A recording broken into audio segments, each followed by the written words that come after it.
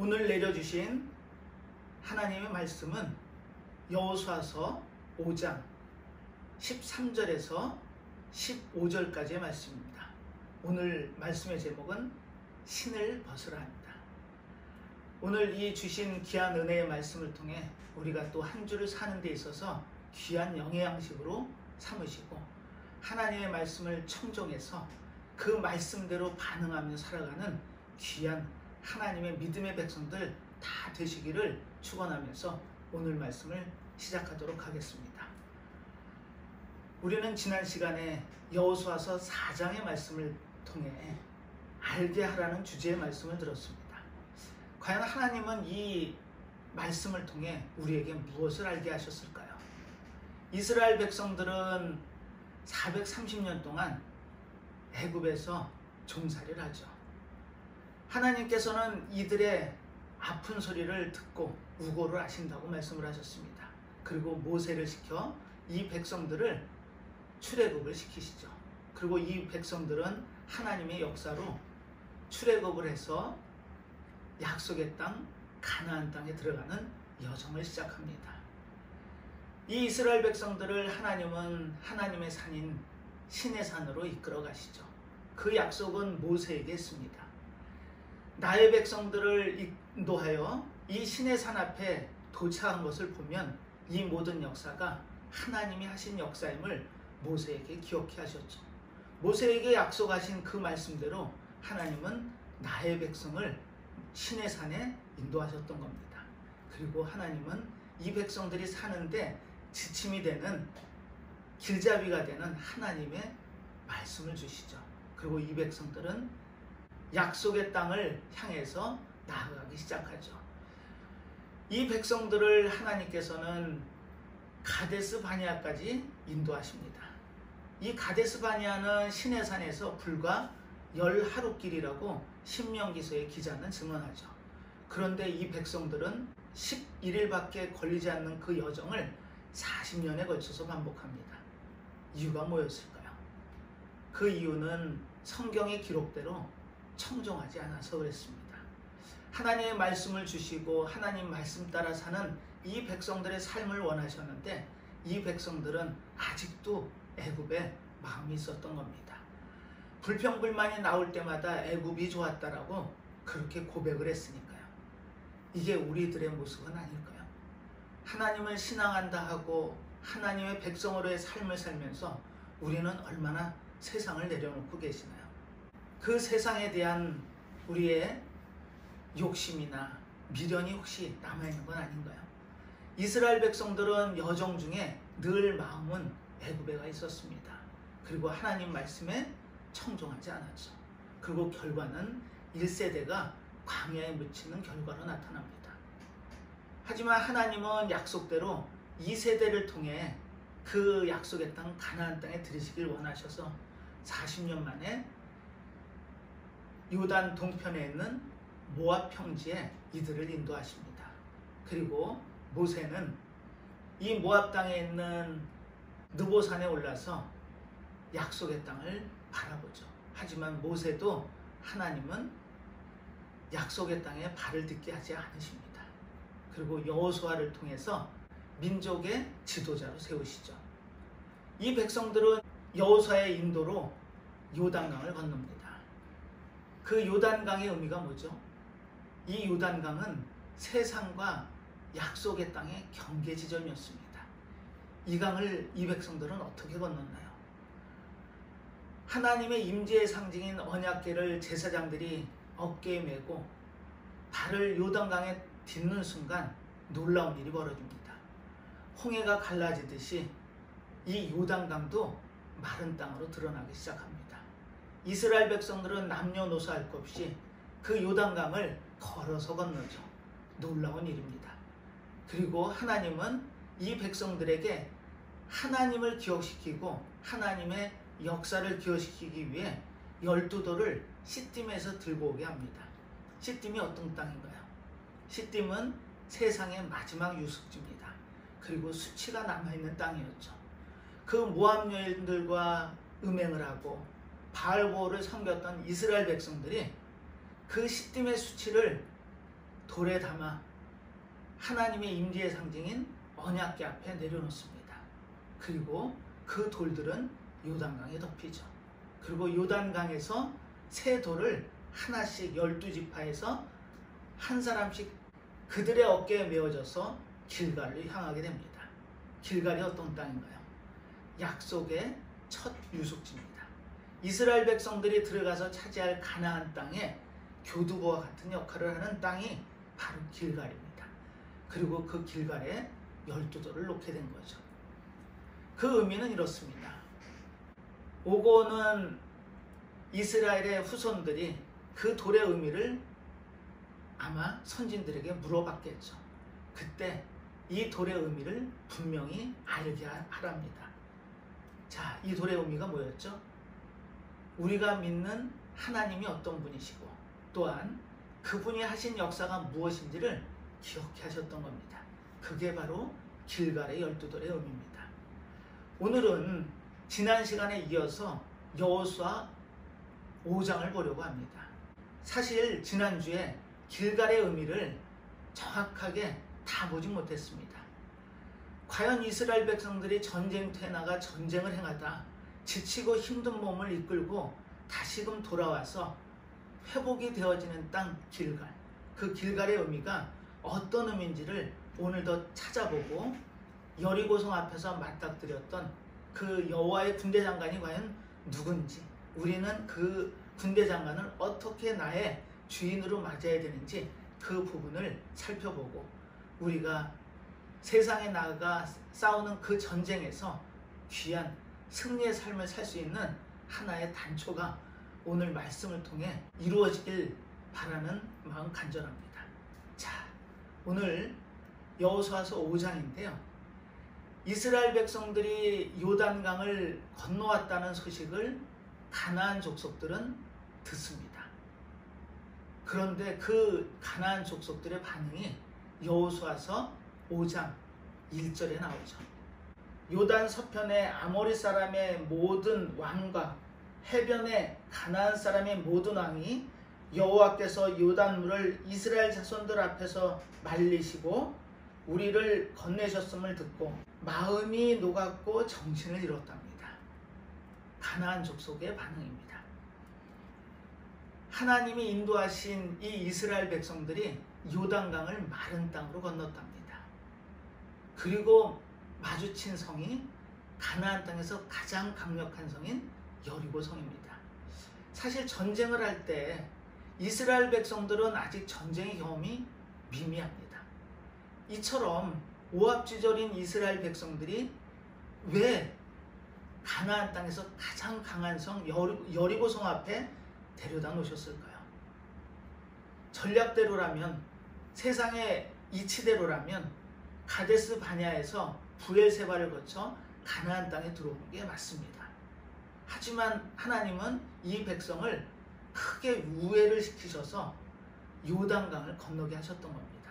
이유가 뭘까요? 가나안에는 7족속을 비롯한 블레셋 족속까지 그들이 만약에 이스라엘 백성들을 맞아서 방어선을 친다면 아마 강력한 방어선이 될 겁니다. 그러면 이스라엘 백성도 만만치 않은 피해를 받겠죠. 하지만 하나님께서는 가장 강력한 성인 여리고성을 통해서 진격을 시키십니다. 전략적으로 이유가 있습니다. 이 여리고성을 중심으로 북쪽은 가나안 족속, 브리스 족속, 기르가스 족속, 히위 족속, 이렇게 4족속의 땅이 있죠. 그리고 남쪽으로는 여부스, 헷 족속, 아모리 족속의 땅이 있습니다. 그리고 물론 해변가에 블레셋 족속이 살고 있었죠. 이처럼 여리고성은 남북으로 가르는 중간 지점이었습니다. 그 중간 지점을 치고 들어가면 그러면 상대를 공격하는데 훨씬 더 유리했을 겁니다. 나중에 역사학자들이 연구를 해보니까 여리고성을 치는 게 맞았답니다. 하나님께서는 이처럼 전략하시죠. 우리가 생각지도 못한 것까지 세세하게 신경을 쓰셨던 겁니다. 그리고 여리고성 앞에 있는 길갈에서 두 번째 명령을 내리십니다. 할례를 명하시죠. 전쟁을 앞둔 이스라엘 백성들의 장정들을 할례를 시키십니다. 우리는 그 장면을 어디서 유추해서 볼 수 있을까요? 창세기에 보면 아브라함을 택하시죠. 아브라함을 세상의 땅에서 약속의 땅으로 들이십니다. 그리고 이 아브라함에게 약속을 하시죠. 네 씨를 통해서 이 땅에 무수히 많은 나의 백성을 이루시겠다고 약속을 하셨습니다. 그런데 웬일인지 아무 소식이 없죠. 그래서 육체의 실력으로 낳은 아들이 이스마엘입니다. 그래서 이스마엘을 육체의 아들이라고 얘기하죠. 그리고 14년이 지나서 하나님이 약속한 아들을 주시기 위해 이 아브라함을 할례를 시키십니다. 자, 이 할례의 의미는 영어로 cut off죠. 즉 몸의 일부를 잘라내는 겁니다. 즉 그 얘기는 죽었다는 의미죠. 죽고 새로 난 생명을 이 할례라는 의식을 통해 하나님은 이루시길 원하셨습니다. 그래서 약속의 자녀 이삭이 태어나죠. 죽은 몸에서 태어났다 하는 그 이삭이 하나님이 약속한 약속의 아들이었던 겁니다. 이처럼 할례는 아브라함 때부터 굉장한 영적인 의미가 있습니다. 즉 하나님의 백성이라는 확인이 바로 이 할례였던 겁니다. 그래서 이 할례 받은 자를 히브리어로는 암, 할례 받지 못한 이방인을 고임이라고 표기하죠. 자, 그런데 우리는 놀라운 사실을 성경의 본문을 통해 확인할 수 있습니다. 자, 본문을 한번 확인해 볼까요? 5장 2절에서 읽어보겠습니다. 그때 여호와께서 여호수아에게 이르되 너는 부싯돌로 칼을 만들어 이스라엘 자손들에게 다시 할례를 행하라 하시매, 이렇게 할례를 명하시죠. 자, 출애굽한 이스라엘 백성들은 광야에서 40년을 살면서 할례를 할 시간적 여유가 없었습니다. 늘 옮겨 다니는 삶이다 보니까 이 2세대들은 할례를 하지 않았죠. 그리고 1세대인 애굽에서 출애굽한 1세대들만 할례를 했던 겁니다. 자, 그 대목을 이렇게 성경은 증언하죠. 3절입니다. 여호수아가 부싯돌로 칼을 만들어 할례산에서 이스라엘 자손들에게 할례를 행하니라. 4절. 여호수아가 할례를 시행한 까닭은 이것이니 애굽에서 나온 모든 백성 중 남자 곧 모든 군사는 애굽에서 나온 후 광야 노중에서 죽었는데, 이렇게 기록이 되어 있습니다. 여기서 애굽에서 나온 모든 백성 할 때 그 백성을 암이라고 표기하고 있었던 겁니다. 자, 그럼 우리는 여기서 의문이 듭니다. 하나님은 이 가나안 땅, 약속의 땅을 나의 백성을 통해 주시길 원하셨습니다. 그리고 출애굽한 이스라엘 백성들 1세대는 지금 암이라고 표기가 되어 있죠. 즉 하나님의 백성이란 뜻입니다. 그런데 어떻게 하나님의 백성이 여호수아와 갈렙만 빼놓고 광야에서 다 죽게 됐을까요? 자, 그 이유를 성경은 이렇게 증언합니다. 6절입니다. 이스라엘 자손들이 여호와의 말씀을 청종치 아니함으로, 이렇게 기록이 되어 있습니다. 이 청종이란 의미가 뭘까요? 하나님의 말씀을 영적으로 듣고 그 삶을 그 하나님의 말씀 따라 사는 걸 청종이라고 하죠. 그런데 이스라엘의 1세대들은 하나님의 백성이라는 칭송을 듣습니다. 그리고 하나님이 그들을 인도해서 이 가나안 땅에 들이키시길 원하셨죠. 그런데 그들은 하나님의 말씀을 청종하지 않습니다. 우리의 삶이 그럴 수 있다는 겁니다. 우리는 할례를 받지는 않습니다. 이 할례는 이스라엘 백성들이 받는 육의 흔적이었습니다.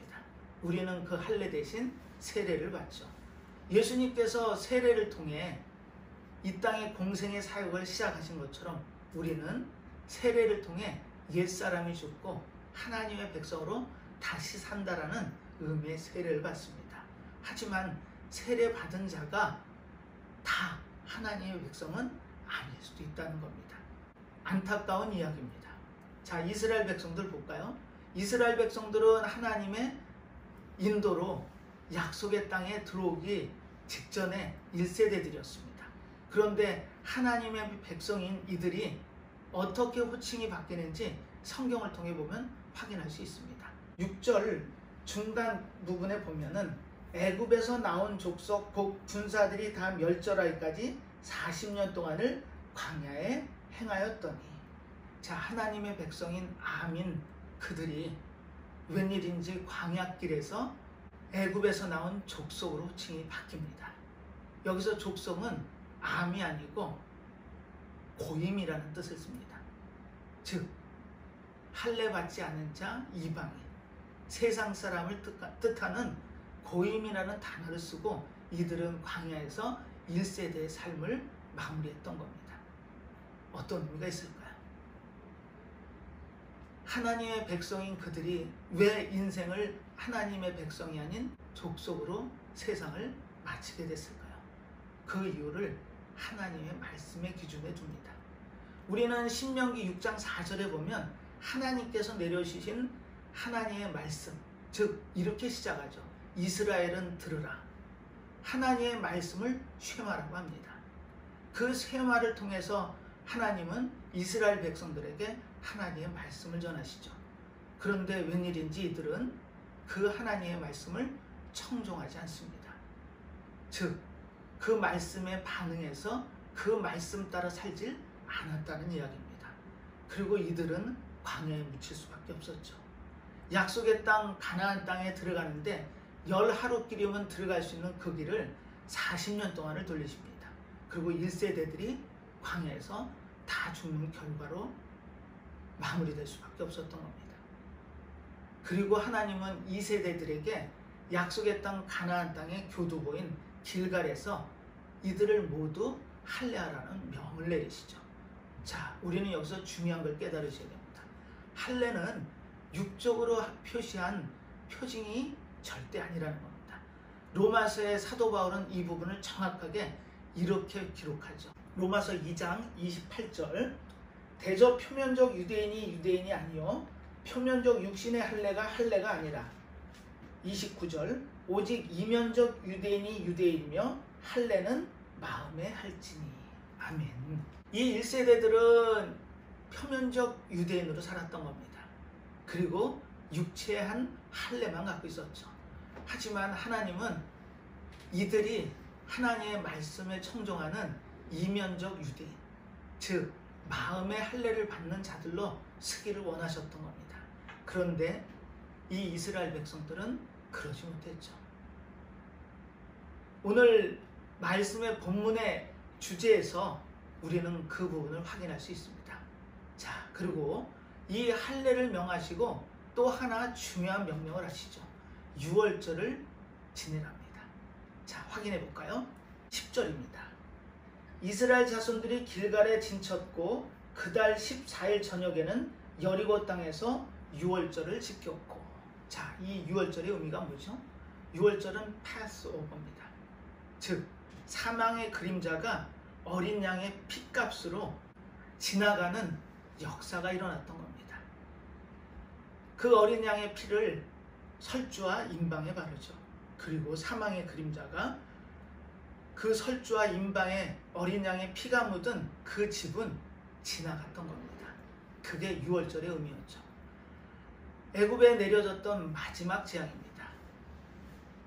사람은 물론이거니와 가축의 초태생까지 모두 죽는 죽음의 그림자가 애굽 땅에 내려졌던 겁니다.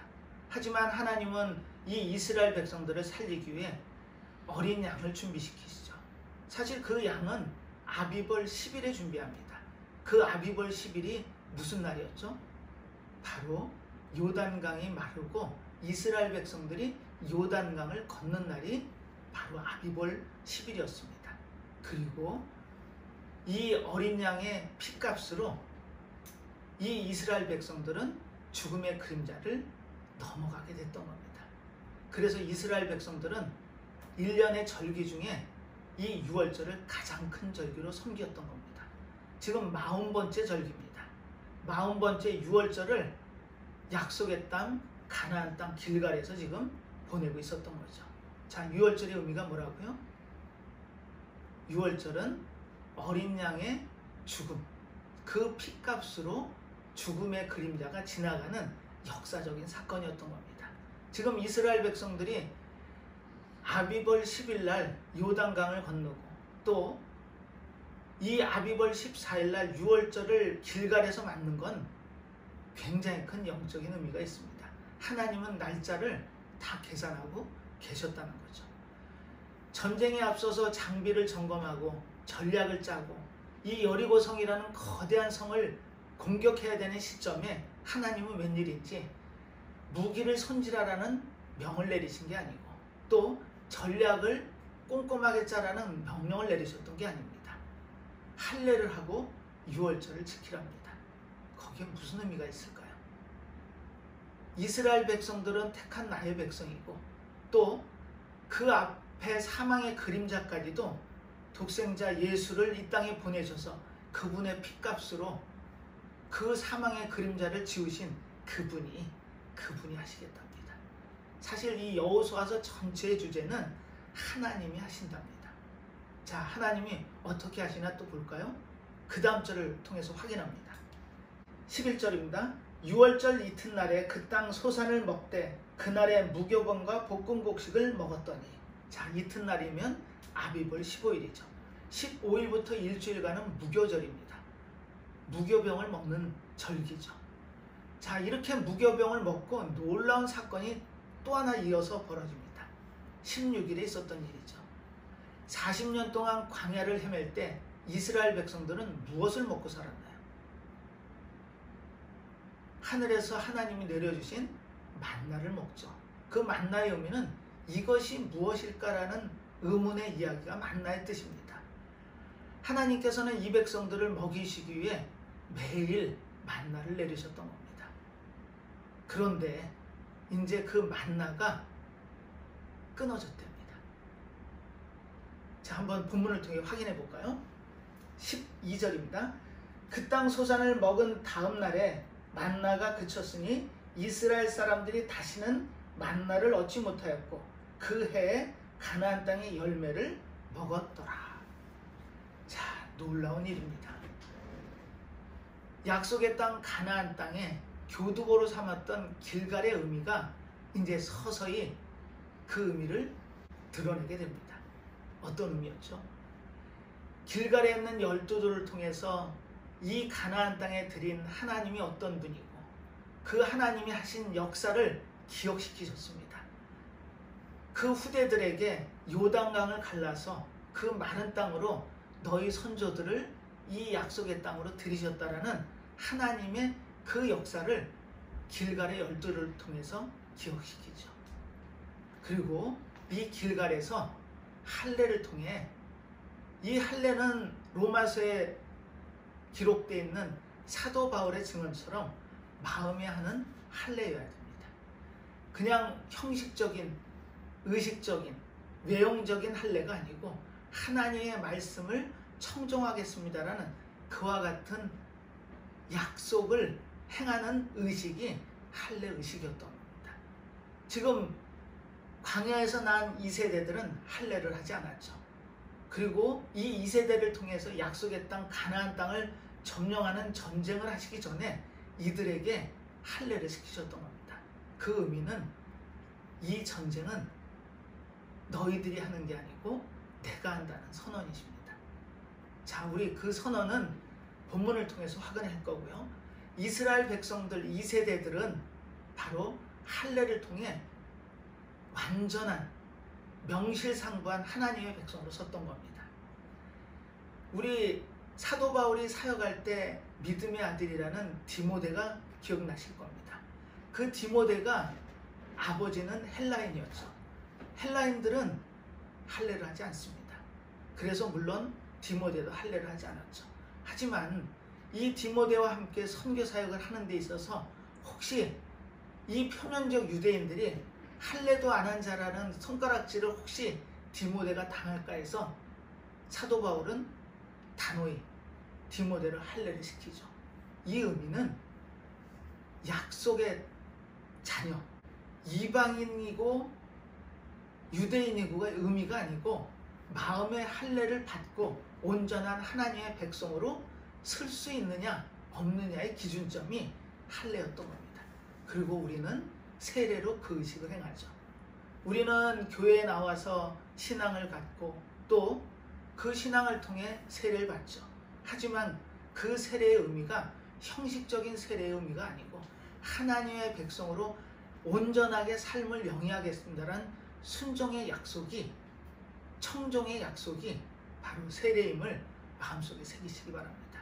그게 하나님의 온전한 하나님의 백성이 되는 기름을 기억하시기 바랍니다. 이 이스라엘 백성들은 할례를 하고 유월절을 섬기죠. 그리고 하늘에서 내리던 만나가 그친 겁니다. 이제는 이 삶에서 선택은 둘 중에 하나입니다. 내 방식대로 내 의지대로 이 난관들을 헤쳐나갈 거냐, 아니면 하나님께 모든 것을 맡길 거냐. 이 결정이 바로 이 의식을 통해 이루어졌던 겁니다. 자, 이스라엘 백성들은 전쟁의 경험도 별로 없습니다. 그런데 앞에는 여리고 성이라는 어마어마한 성이 놓여 있죠. 그 성에 있는 그 가나안 족속들은 엄청난 훈련이 된 정예병들이었습니다. 그들과 대적해서 싸워야 되는 이스라엘 백성들은 아무 훈련도 안 돼 있는 광야에서 유리하던 그와 같은 모습이었죠. 전쟁이 될까요? 자, 그 전쟁을 어떻게 해가시는지 오늘 본문을 통해서 확인하겠습니다. 오늘 본문은 여호수아서 5장 13절입니다. 여호수아가 여리고에 가까웠을 때 눈을 들어본즉 한 사람이 칼을 빼어 손에 들고 마주섰는지라. 여호수아가 나아가서 그에게 묻되 너는 우리를 위하느냐 우리의 대적을 위하느냐. 아멘. 자, 오늘 이제 본문의 시작입니다. 이 본문의 시작에서 우리는 한 문장을 보면 마음에 찔림이 있어야 됩니다. 자, 볼까요? 여리고에 가까이 갔는데 그 앞에 한 사람이 칼을 빼서 손에 들고 서 있답니다. 누굴까요? 그리고 여호수아가 이렇게 단도직입적으로 질문을 던집니다. 너는 우리를 위하느냐 우리의 대적을 위하느냐. 이게 우리의 모습입니다. 우리는 하나님의 백성으로의 삶을 살면서 항상 모든 기준이 우리였습니다. 모든 주체가 나였던 거죠. 나에게 이득이 되느냐 아니면 나에게 손해가 되느냐. 우리는 하나님의 백성으로의 삶을 살면서 기준을 우리에 뒀던 겁니다. 앞에 놓였던 문제들이 과연 나한테 이득이 될까 손해가 될까. 이스라엘 백성 1세대들이 왜 백성으로 시작해서 족속으로 삶을 마무리했을까요? 그 이유는 그들이 우리의 모든 기준을 뒀다는 겁니다. 이게 나한테 유리한 건가? 이게 나한테 이득이 되는 건가? 이게 나한테 손해가 되는 거냐? 이걸 따졌다는 거죠. 지금 이 여호수아가 던진 질문은 순간적으로 나온 질문이었습니다. 여호수아가 이럴진데 아마 그 이스라엘 백성 모두, 아니요, 우리까지도 아마 이 기준일 겁니다. 이 일이 나한테 이득이 되느냐 손해가 되느냐. 우리는 이득을 쫓는 삶을 살죠. 그리고 그 기준을 우리한테 뒀던 겁니다. 자, 그때 군대 장관이 뭐라고 대답을 했을까요? 자, 군대 장관의 대답을 한번 들어보겠습니다. 14절에 보면 그가 가로되 아니라 나는 여호와의 군대 장관으로 이제 왔느니라. 여호수아가 땅에 엎드려 절하고 가로되 나의 주여 종에게 무슨 말씀을 하려 하시나이까. 이렇게 기록이 되어 있습니다. 자, 이 여호수아 앞을 가로막았던 이스라엘 백성들의 여리고 성에 대한 진군을 가로막았던 이 인물이 누구라고요? 여호와의 군대 장관이랍니다. 우리는 여기서 의견이 나뉠 수 있습니다. 과연 여호와의 군대 장관이 누구를 의미하나? 예수님께서 이런 말씀을 하셨죠. 어려움을 겪으실 때 내가 12영의 하늘의 군대가 없어서 이 일을 이렇게 당하느냐고 반문을 하셨던 적이 있습니다. 그때 등장했던 단어가 하늘의 군대, 천군 천사였죠. 하지만 지금 여호와의 군대하고는 조금 차이가 있습니다. 그 천군 천사를 의미하는 게 아니고 여호와의 군대가 어떤 의미인지를 우리는 출애굽기에서 확인할 수 있습니다. 430년 동안 종살이하던 이스라엘 백성들이 출애굽을 할 때 그 이스라엘 백성들을 여호와의 군대라고 호칭했던 겁니다. 출애굽기 12장 40절입니다. 이스라엘 자손이 애굽에 거주한 지 430년이라 41절 430년이 마치는 그날에 여호와의 군대가 다 애굽 땅에서 나왔은즉 이렇게 기록이 되어 있습니다. 여기서 여호와의 군대라는 단어를 만나죠. 여호와의 군대라는 의미는 이스라엘 민족 공동체를 의미했다는 걸 알 수 있습니다. 자, 그렇다면 우리는 본문에서 이 내용을 다시 확인합니다. 자, 14절입니다. 그가 가로되 아니라 나는 여호와의 군대 장관으로 이제 왔느니라. 자, 여기서 여호수아가 했던 질문은 앞에 서 있는 당신이 나에게 이득을 주는 사람입니까? 손해를 주는 사람입니까? 다시요. 아군입니까? 적군입니까? 이걸 물어봤던 겁니다. 그때 이 여호와의 군대 장관은 단호하게 아니다라고 답을 하고 있죠. 자, 아니라의 뜻은 네가 생각하는 것처럼 아군 적군의 개념으로 내가 온 것이 아니고 여호와의 군대, 즉 이스라엘 민족 공동체의 대장으로 왔다는 의미입니다. 자, 우리는 여기서 이 여호와의 군대 장관으로 오신 그분을 맞는 마음의 자세를 다시 한번 확인해 보셔야 됩니다. 우리는 이 땅을 살면서 많은 어려움을 겪게 되죠. 그때마다 우리는 수호천사처럼 하나님을 찾습니다. 그리고 하나님께 그 어려움을 간구하죠. 그게 우리의 모습, 신앙의 모습 아닌가요? 어려움이 처했을 때만 아군으로서 나를 찾기를 바라지 않으셨던 겁니다.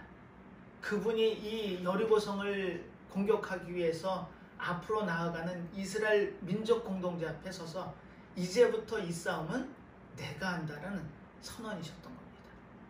이 땅의 삶이 내가, 우리가 이득되는 대로 좋은 방향대로 살아가는 것이 바른 길이라고 생각할 수 있습니다. 하지만 하나님은 이제부터 모든 것을 나에게 맡기랍니다. 왜 전쟁에 앞둔 이스라엘 백성들을 할례를 통해 명실상부한 나의 백성으로 확인을 하셨을까요? 유월절을 통해 그 죽음의 그림자가 뒤덮여 있던 이스라엘 백성들에게 그 죽음이라는 의미에서 벗어날 수 있는 길을 여셨을까요? 여리고라는 거대한 성 앞에 다다른 이스라엘 백성들이 과연 무슨 힘이 있어서 여리고 성을 넘어 이 약속의 땅을 진격해 들어갈 수 있었을까요? 하나님께서는 이 이스라엘 백성들에게 여호와의 군대 장관으로 오신 겁니다. 그 의미는 앞으로의 모든 삶을 내가 책임지시겠다는 확인을 주신 겁니다. 너희들이 아군과 적군을 가르고 이익되는 것, 손해되는 것을 갈라서 그 삶을 살아갈 게 아니고 하나님이 이 땅의 모든 것을 책임지시고 주관해 가신다는 선언을 하고 계신 겁니다. 여리고 성이라는 어마어마한 성을 앞에 두고 이스라엘 백성들이 과연 무엇을 할 수 있을까요? 이스라엘 백성들은 지금까지 삶의 경험대로라면 좀 더 나은 방법을 찾아야겠죠. 하지만 이 전쟁은 하나님께서 해나가시겠답니다. 과연 하나님이 어떤 전쟁을 하실지 우리는 기대하는 마음으로 그분께 모든 것을 맡길 수 있는 믿음 안에 사셔야 됩니다. 자, 그리고 여호수아가 그 이야기를 듣자마자 한 행동의 모습을 통해 여호수아가 얼마나 영적인 감각이 있는 사람인지를 확인할 수 있습니다. 여호수아가 땅에 엎드려 절하고 가로되 나의 주여 종에게 무슨 말씀을 하려 하시나이까. 이게 우리의 자세여야 됩니다. 하나님은 우리에게 모든 것을 말씀해 주길 원하시죠. 그리고 나의 백성이 온전한 삶으로 살기를 원하십니다. 그런데 1세대들은 청정치 않는 삶을 살다가 광야에서 족속으로 인생을 끝마쳤던 겁니다. 그와 같은 우를 범하지 말라는 겁니다. 여호수아는 나의 주라는 고백을 통해 모든 것을 주님께 맡깁니다라는 고백을 하고 있었던 거죠. 자, 마지막 절입니다. 15절 여호와의 군대 장관이 여호수아에게 이르되 내 발에서 신을 벗으라. 내가 선 것은 거룩하니라. 여호수아가 그대로 행하니라. 아멘. 여기서 특이한 말씀을 하십니다. 그 말씀이 뭐였죠? 나의 주라는 고백과 함께 이 여호수아가 무릎을 꿇습니다. 그때 신을 벗으랍니다. 오늘 본문의 제목입니다. 신을 벗으라. 이 신을 벗으라는 의미가 무엇이죠? 우리는 얼마 전에 룻기서를 통해서 그 내용을 한번 확인을 해봤습니다. 세 남자가 죽고 세 가부만 남았죠.